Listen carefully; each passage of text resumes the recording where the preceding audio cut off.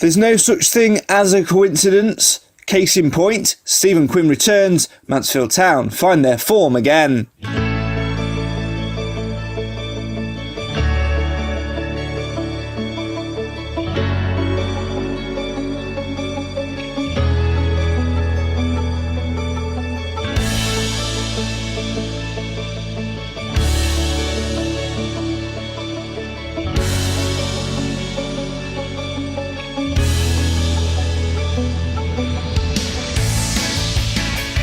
It may well have been just a draw against Port Vale in midweek, extending the run without victory further, but against a very good footballing outfit, Clough's men kept former Stag Nigel Clough's side quiet, dominating large periods and were perhaps unlucky not to take victory in the end.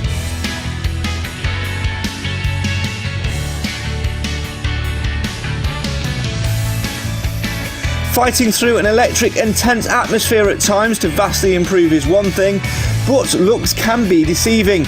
We've been bitten by this bug before. Can the Stags maintain their improvement as they make the long journey to Exeter on Saturday, looking to put 3 overdue points on board?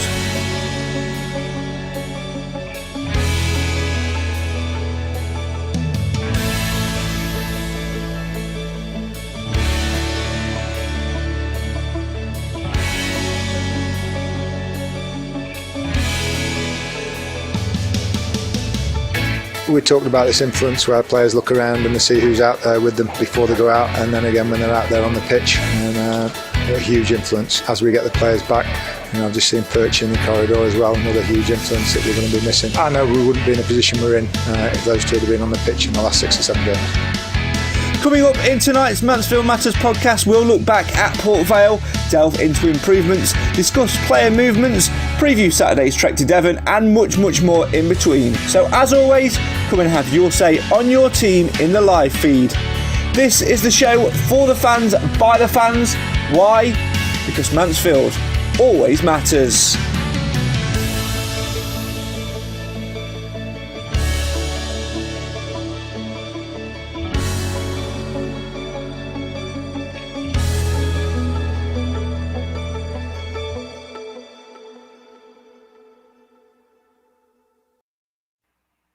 Good evening and welcome to the show for the fans, by the fans. Why?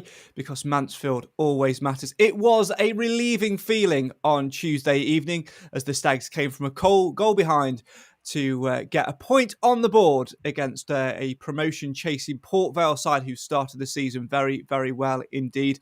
It is, though, no coincidence that Stephen Quinn returned and all of a sudden the Stags upped their game. But can they maintain it going in Saturday's long trip to Exeter? We'll wait and see. Joining me tonight to reflect on that Port Vale game, look ahead to Exeter and answer all comments, questions and much, much more in between. From the other side of Mansfield, it's Mr. Nathan Edge. Good evening. Evening. And the man who was having a little coughing fit before then. It's definitely not COVID, Clive, is it? Because we travelled together on Saturday. Clive Barkin, how are you? Hello, and I'm fit and well, thank you. There you go. Fit and well as always. And Clive, a lot better after Tuesday night because it was a performance which we needed. It didn't, it felt a little bit frustrating at half-time with everything that was going off. But in the end, as we were walking out of the One Call Stadium, there was a feeling, an underlying feeling, I guess, of relief. Yeah, it's lovely to be able to reflect on a game where it's obvious that the team were working harder together for all the right reasons, and on another day we'd have beat them off the ground. But I was happy with the outcome. If we'd have ahead of the game, if we'd have said more or less bottom of the league, playing more or less top of the league, one team in good form, one team in no form, you wouldn't have expected anything from the game. So to come away with a 1-1 draw, I thought was fine. As always, want you guys to get involved and have your say on your team. Let us know what you thought of the game in the comments now. Roger says evening.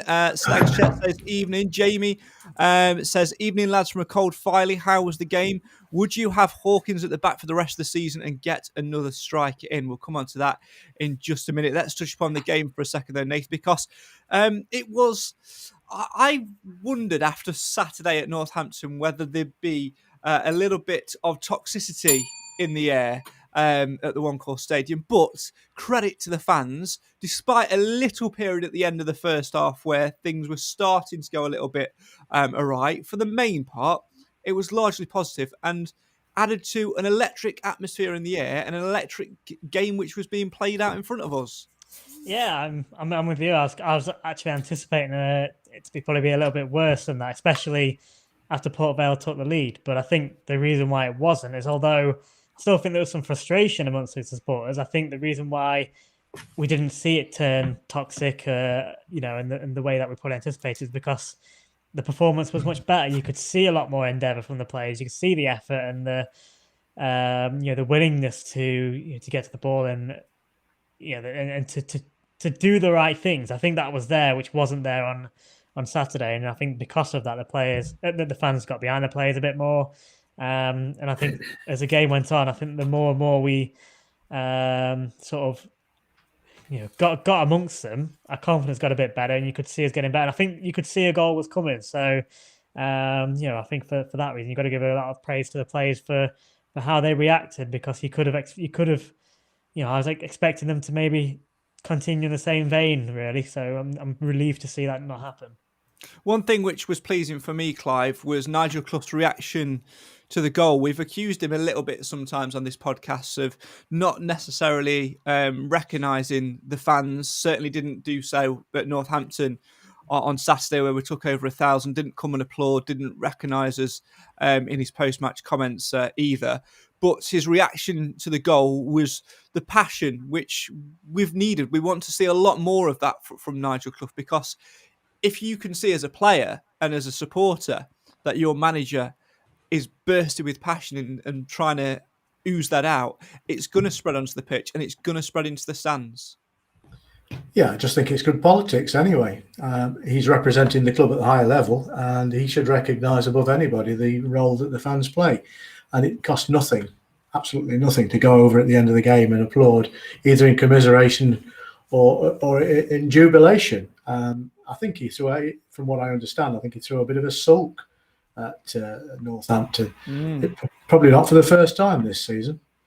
Yeah, definitely not for the first time this season. You could certainly hear it in his post-match comments there, but the smile on his face and the tone after the game in his comments, Nath, we'll hear a little bit from them later on, but we're certainly encouraging. And I think, it can go one or two ways, can't it? When you're in a run like we have been on, you can go down that rabbit hole of being negative and starting to fight with each other and argue with each other.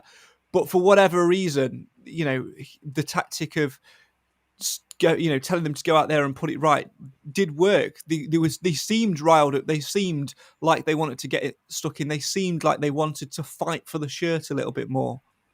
Yeah, after the game, on the Sunday sermon after Northampton, we were saying about how Clough had come out, and the comments he was saying, there wasn't much there for us as fans to be inspired about. He didn't say, okay, this has happened, I acknowledge this, but this is what we're going to do about it. It was just very, very negative and very downbeat. However, that for some reason somehow flipped a little bit midweek. You got a bit more positivity from him, in the sense that he seemed a bit more sort of direct and saying, how we're going to put this right, and basically giving a bit of hope, saying it is going to get better. And maybe that rubs off on the players a little bit more as well, and we got that a bit more, a lot more positive performance on Saturday. If you're positive in your mind and you start to believe a little bit more, you're going to be more positive on the pitch. So that's what we want to see more of.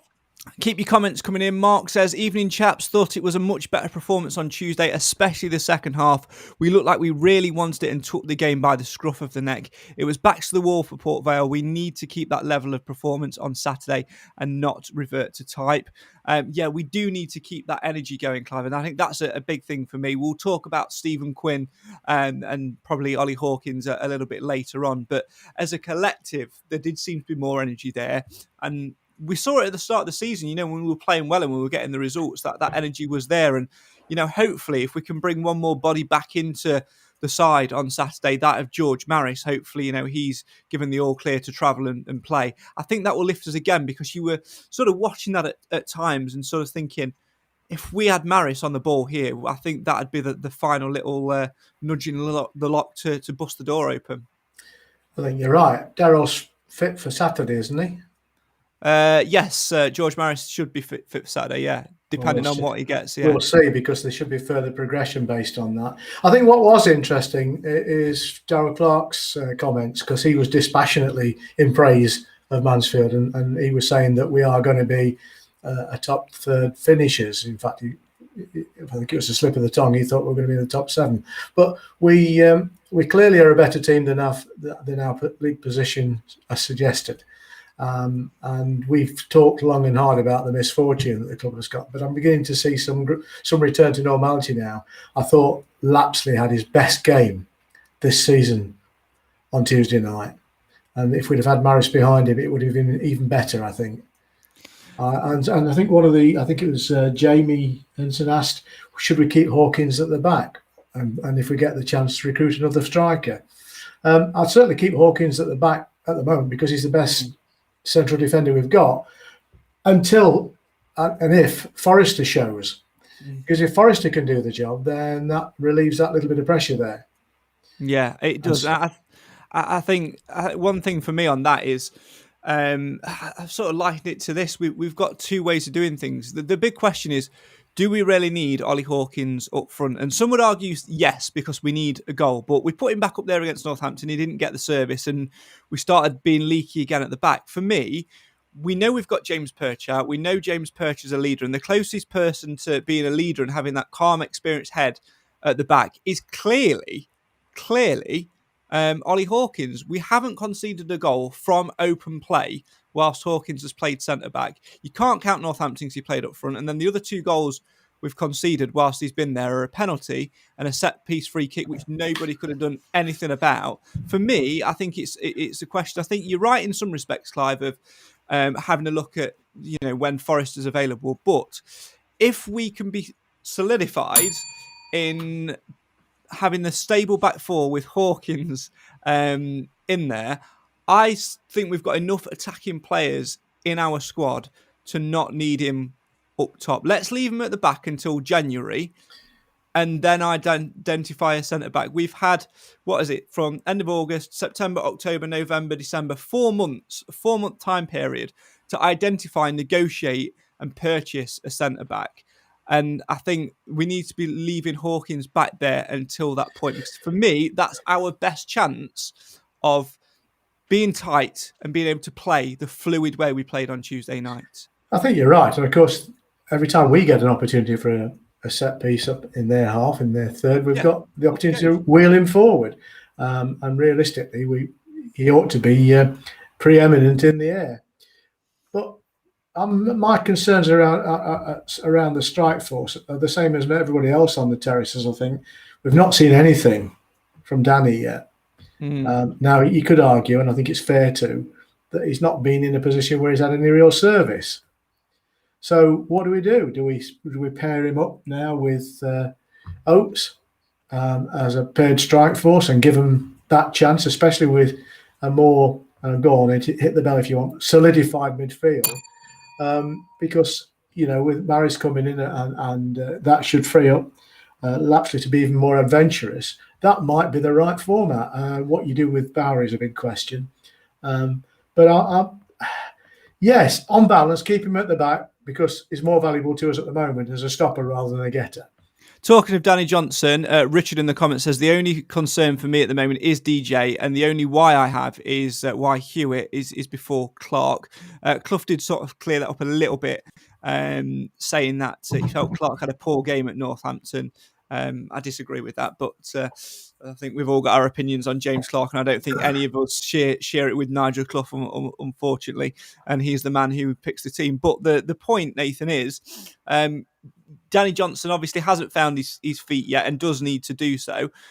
But for me, I think you've more got to highlight and nail down where Rhys Oates' position is, because I think he's an excellent wide man, but I also don't think we need him out there. I actually felt on Tuesday night he showed what he could do through the middle. He's got electric pace. If we can get balls in behind from the likes of Quinn, Maris, Lapsley, Charles Lee, I think he can really, do some damage to defenders. And it showed, because he won a spot kick, albeit we missed it, but also had a number of chances to shoot. I think he's just got to have that game time and settle on his position, because once he gets settled for me, Nath, we will start to see a lot more from him, and by a lot more from him, I mean goals. Yeah, I agree. He had a much better game on Tuesday night. I don't think I think the more we get the likes of Maris back in, and obviously with the return of Quinn, seems you two have had plenty of the bell action tonight. I think I'm going to have one now. So I think we've been more galvanised a little bit since Quinn's come back in. Thank you very much. I knew you were going to say that one as well. I knew that was the one you were going to go for. You had the other two, so I had to get one in. I'm sorry, I'm going to interrupt. I'm going to recommend a ban on these words now, please. Nope. Right. You are voted. I think with these players coming back in, that service is going to slowly start creeping back. It hasn't been there, but as those better players, especially Quinks, I think that also frees up McLaughlin a bit more as well, because he's gone a bit missing in the last few games. I still think he's been steady. He's done more of a defensive work, but I think going forward, having Quinn there, I think he's more confident to venture further forward, because I think he knows. I think he's got more trust in Quinn to drop back and fill in and read the game better. So you've got more service coming. So for the likes of Oates, and I hope Danny Johnson will improve, but I think he got a lot of service at the start of the season and didn't provide then either. So hopefully his fortune will change. But for now, I think Oates, Bowery, and even Lapsley, with his form improving game by game as well recently, we probably have got enough going forward. So I'm with you. I'd keep with Hawkins back there. Maybe when Kel Gordon comes back, and inevitably he will go back to right back. So then it's how is Hewitt doing? Is he then trusted enough to go back to centre back? There's things there, isn't there, to look at? But bench. What, Hewitt or Gordon? Hewitt, obviously. Okay. But yeah, so I mean, you probably would go to the bench and you stick with Hawkins, but it's all. I think to me the biggest question is what those players are going to be doing up the top as well, and that's the dilemma we've got, because we need 2 Hawkins and we haven't got them. So it's about seeing it out till January, isn't it, and seeing what we can get. Yeah, I very much look forward to ranting when we don't sign a defender on January the 1st, having had 4 months to identify and sign one. A little bit of housekeeping. Rogers asked after the welfare of Cam, saying, "Where's Cam?" He's doing the dad duty, isn't he? Yeah, he's watching Hollyoaks with the baby. No, he's not. He is working tonight, so can't be with us, unfortunately. But said he should be with us on Sunday, but I'm doubting whether I'll be awake for that one after the long trek to and from Exeter on Saturday. Let's move back to last night. Rick says, "Hi guys, it was a better performance Tuesday night. Hopefully we can play more like this week in, week out." Mark says, "On the fans, I have to say I thought our fans were absolutely superb throughout the game, but the way they applaud the team off at the end was something else. Hopefully the players recognise that and realise that as long as the fans can see the team put in effort and actually show some fight on the pitch, that's all we need to see to be happy." Roger says, "A lot better display in general. Give Jason Law a go, but somehow I think he's got very..." It's just got off my screen. Where is it? Because we had a new comment come in then, and it's just thrown me off, and my mouse has gone. Where was I? Yeah, Roger said he's got very little chance. I see the Stags climb the table, but not in the playoffs. There's still some room for improvement up front, and a big question mark in scoring goals still. And Alex has said, once players have found their position and place in Clough's system, and we have the players in and around January time, I think we'll actually eventually click. A positive performance on Tuesday, but it was against a poor Port Vale side who only troubled from 2 free kicks. We need to play with that intensity every game, or be back to where we was a few weeks ago. Absolutely. Thanks for getting in touch. Keep your comments coming in and let us know your thoughts on Tuesday's game. And of course, little look ahead to Exeter as well. We'll hear from Nigel Clough in just a minute, but let's round things off from Tuesday night with this comment from Richard, who says, "I think we need to give praise to Rawson and Bowery as they are the normal scapegoats, because Bowery has work rate, which is unquestionable." What did you make of the two performances, Clive, from Rawson and Bowery? Let's start with Rawson, because again, this is another little nod towards Ollie Hawkins. I actually think when he's got Ollie Hawkins alongside him, his game actually raises 25%. I think they read each other very, very well indeed, and have got the makings of a good partnership there. I agree, but I think Rawson was also playing better anyway than at the very early part of the season. And he was a scapegoat earlier on, there's no question about that, especially on the bouncing ball incident. But he's the right man alongside Hawkins or Perch. He certainly is the strongest of the pair when he's alongside Hewitt. And I think it's better that he shouldn't be left like that. But we've not seen any real errors from him for the last 3 or 4 games. I wasn't down at Sixfield, so I can't comment on that. But I think we've seen a distinct improvement and consolidation of form from him. Going on to Bowery, he's a bit lost. I mean, his work rate's undeniable. Although I think he lacks menace. He's a big bloke and he ought to be frightening people more than he does.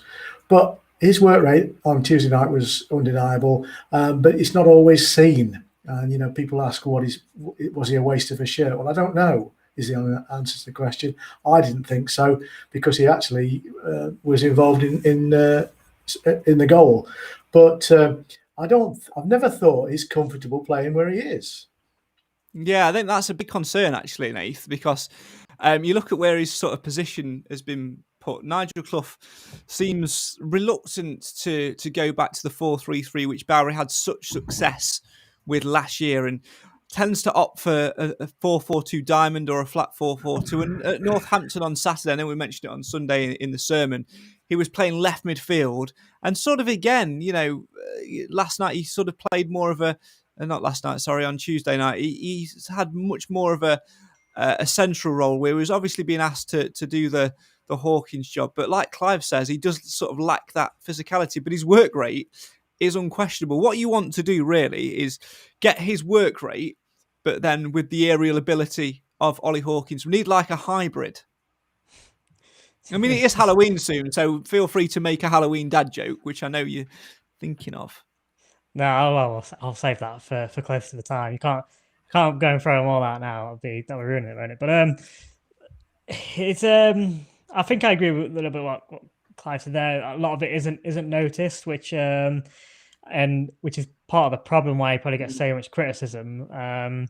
He was poor on Saturday. I don't think but so was everybody on Saturday. There's no getting by that. But and then he kind of carried on that form, didn't he, into the first sort of half of the Port Vale game. But then the second half, he was a much, much better player, and he was kind of the player that we needed, somebody strong enough to keep the ball and move forward with it. And he just started doing that. And I feel like going back to last season, the point where Jordan Barry, for a while, he was the best player for a good couple of months. And that was because he just, something happened, something clicked, and he got a bit of confidence. And I think he's one of those players that I just think needs a bit to get going. And hopefully, because now he's getting a run in the team, we might start seeing that from him a little bit more. But it will depend on where he's being played. I think if he's going to push that onto left midfield, then we might as well forget about it. We might as well put somebody else out there, because I don't think that's going to quite work out for him. But I still think he's at the moment he's earning his place in the team. I don't think he's being that poor.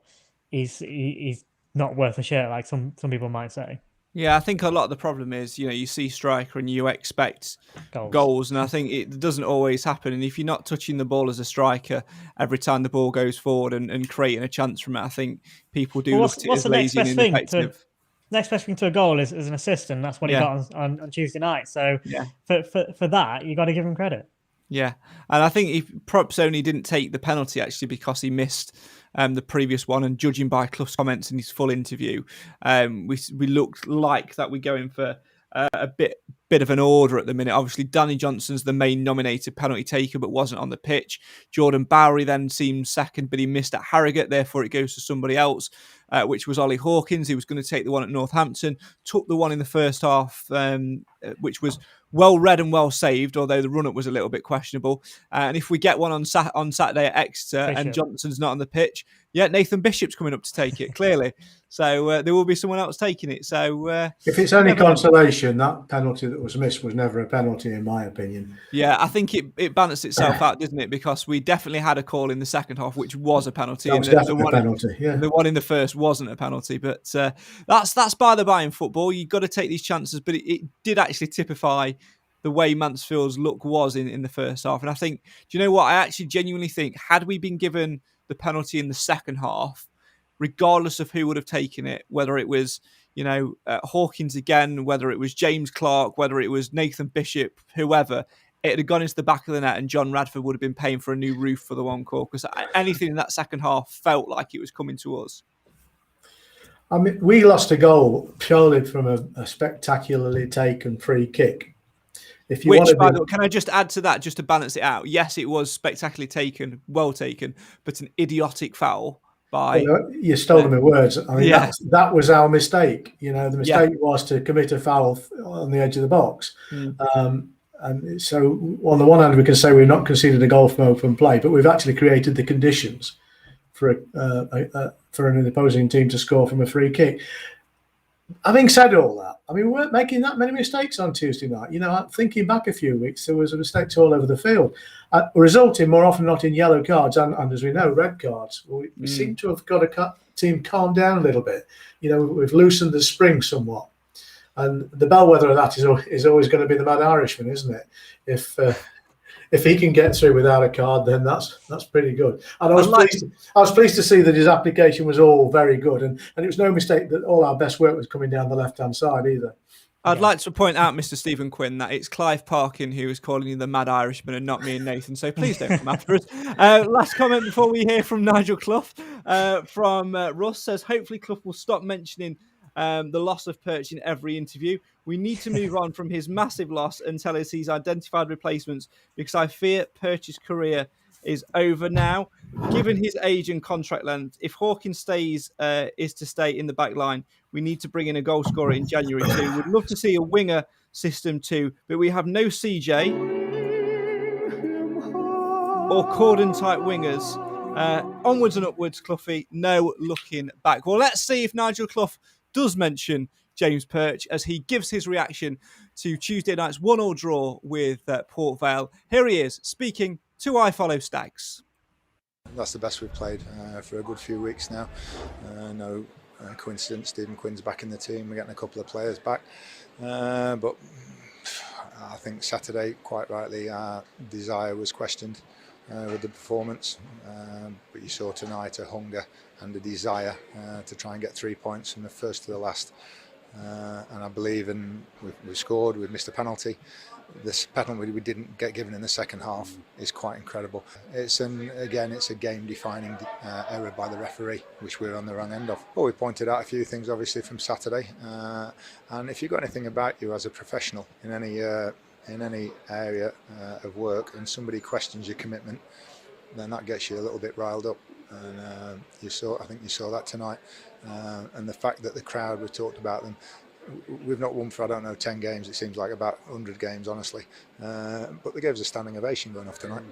And we've just said to the players, that's all they want to see.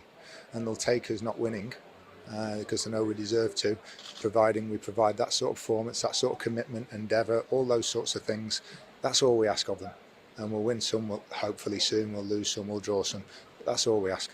We talked about this influence where players look around and they see who's out there with them before they go out. And then again when they're out there on the pitch, and a huge influence as we get the players back. And I've just seen Perch in the corridor as well, another huge influence that we're going to be missing. I know we wouldn't be in the position we're in if those two had been on the pitch in the last 6 or 7 games. We had to move Ollie Hawkins back there.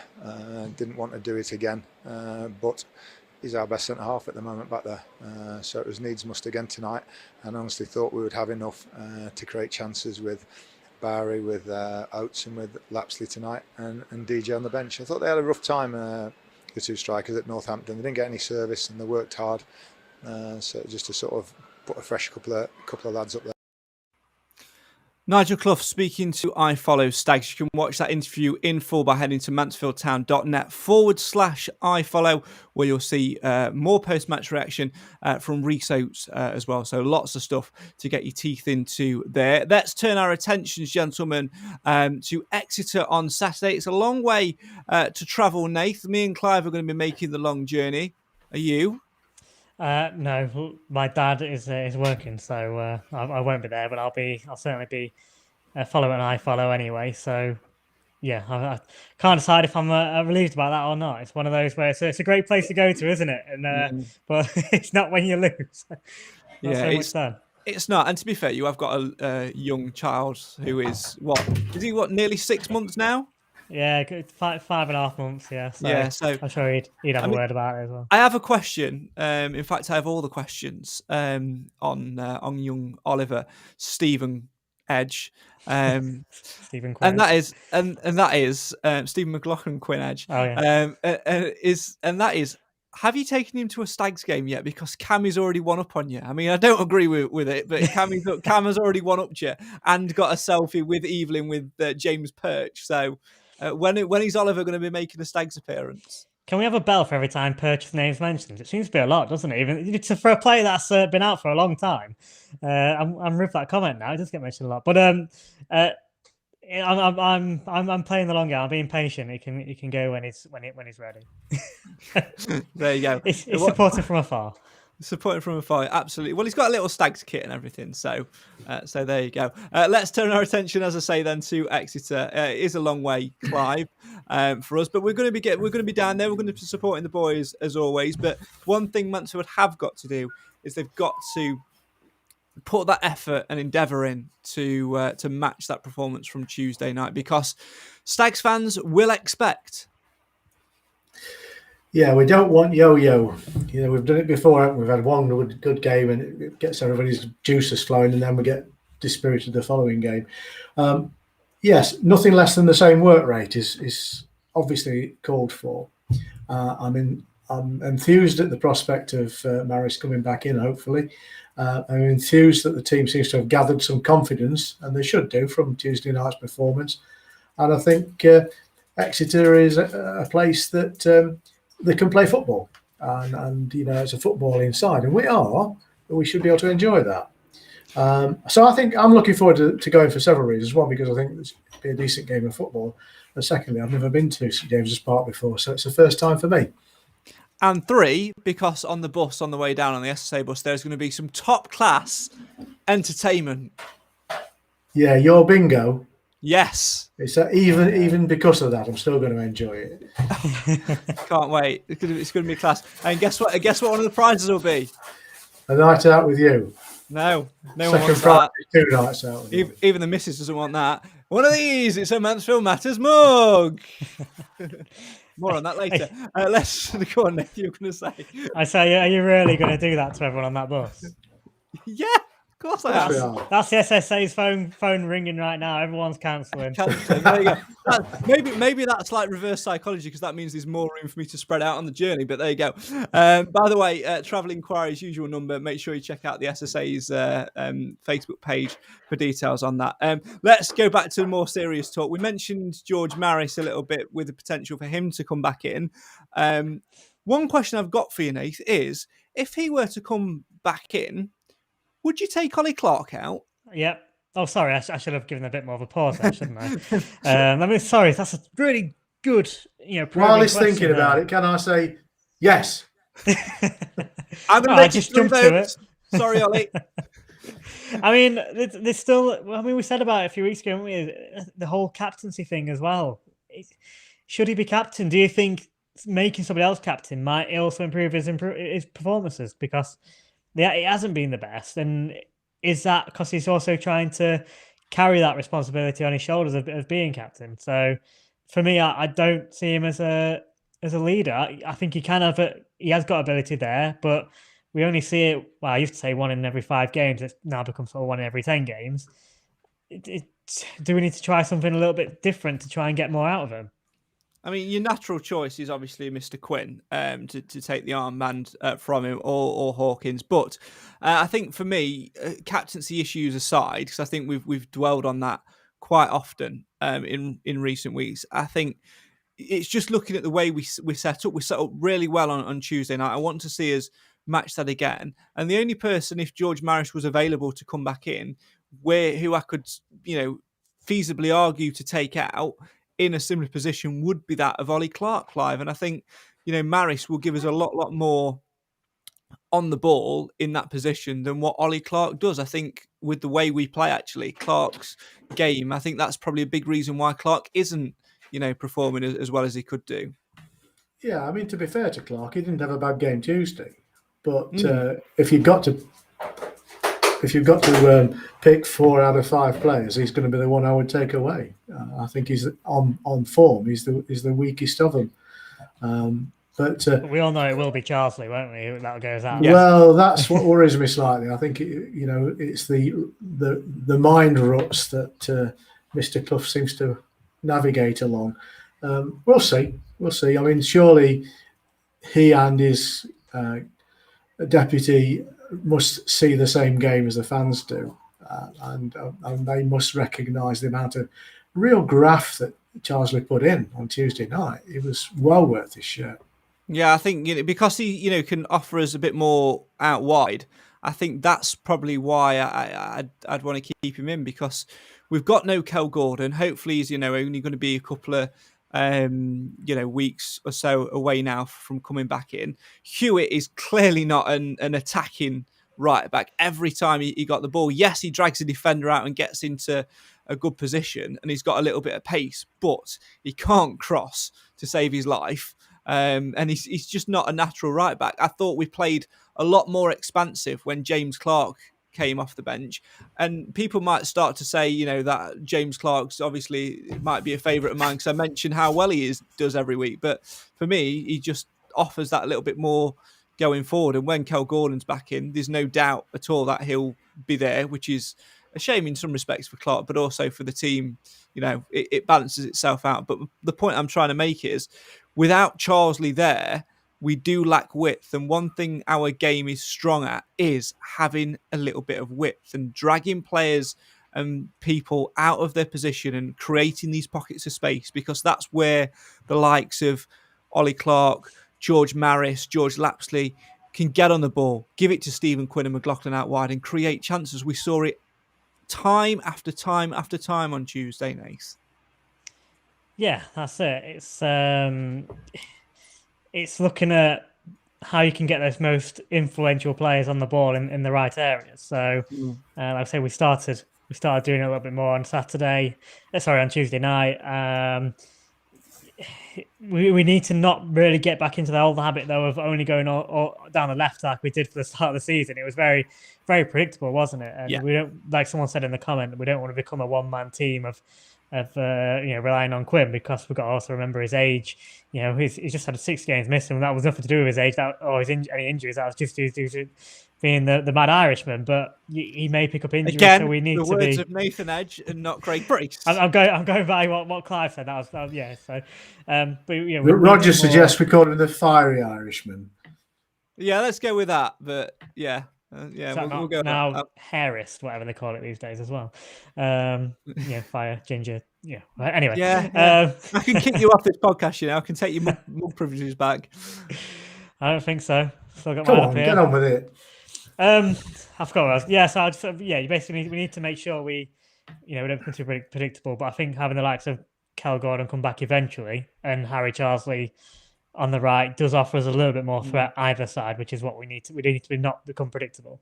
Yeah, that was the point I was trying to make as well a little bit, because we've got that balance then. Whereas if you take him out, Charsley, that is, we're going to end up playing one way, and that is every time we get the ball, we'll be looking to get it to the left. Richard says, I thought Ollie Clark played well on Tuesday, but he's no captain. Hawkins to be captain if he's playing centre-back. Jono says, much better performance Tuesday night, deserved to win 100%. That intensity every game, and will be nowhere near the bottom come May.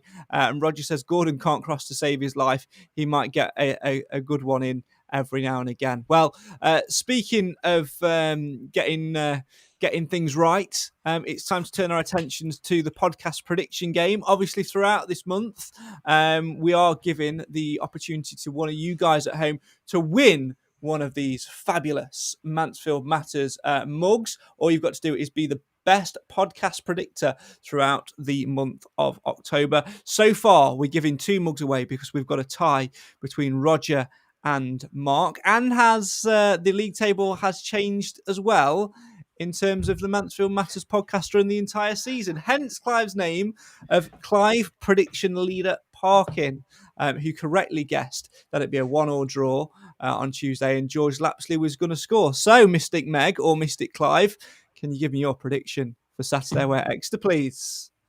A 2-0 win. Lapsley and Oates. Okay.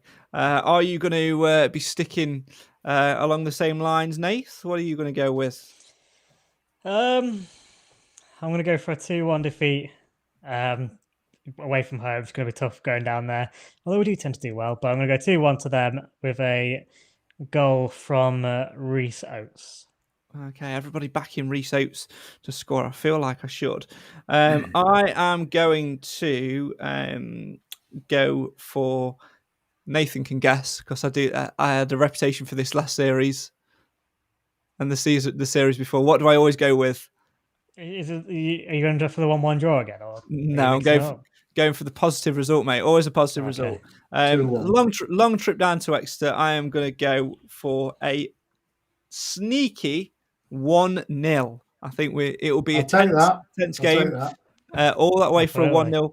And I think the man who's going to get the goal, I think we're going to score from a free kick from a Mr. Stephen McLaughlin. So there you go. I'm going completely left field with my prediction. If you guys want to get involved, we'll post the link on our social media page tomorrow.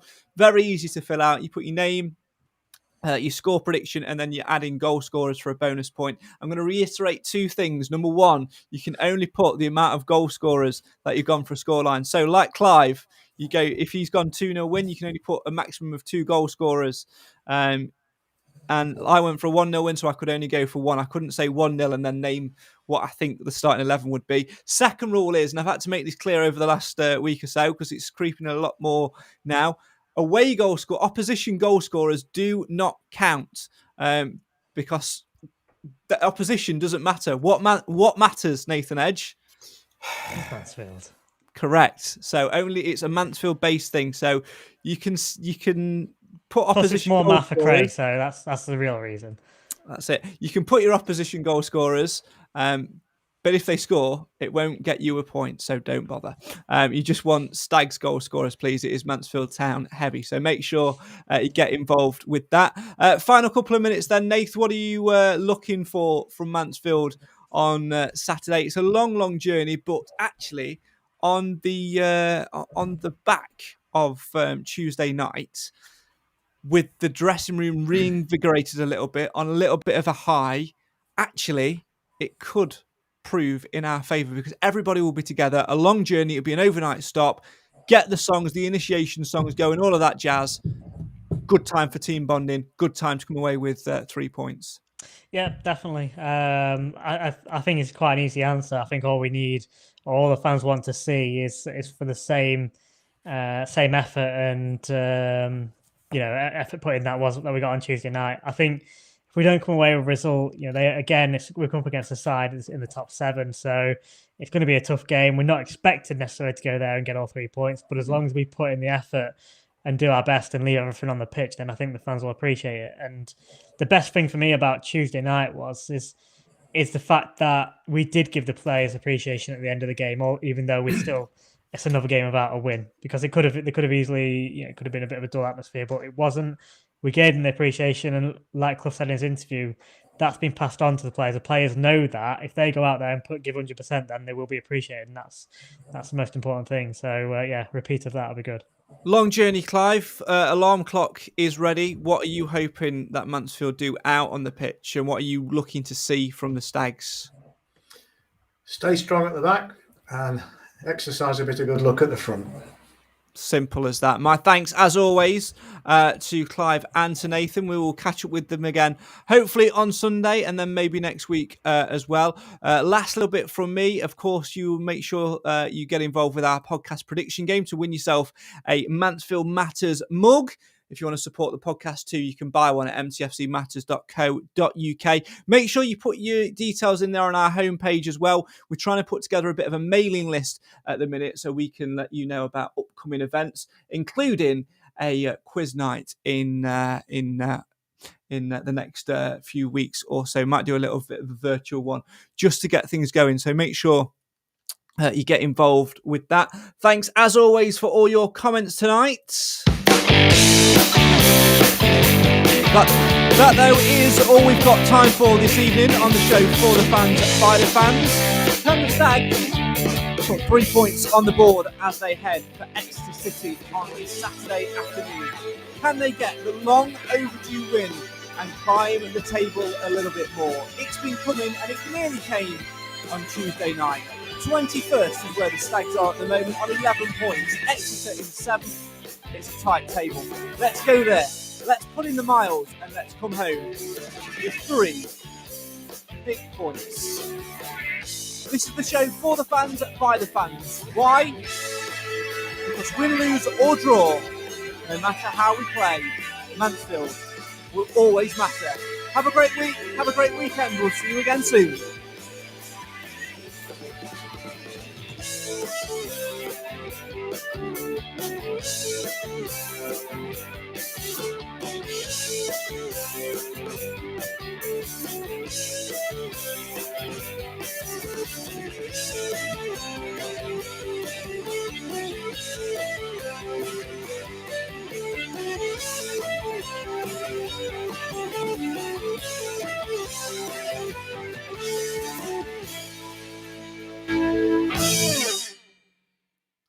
Hey, are you starting to get a little bit cold in the morning before you go out to work in the car?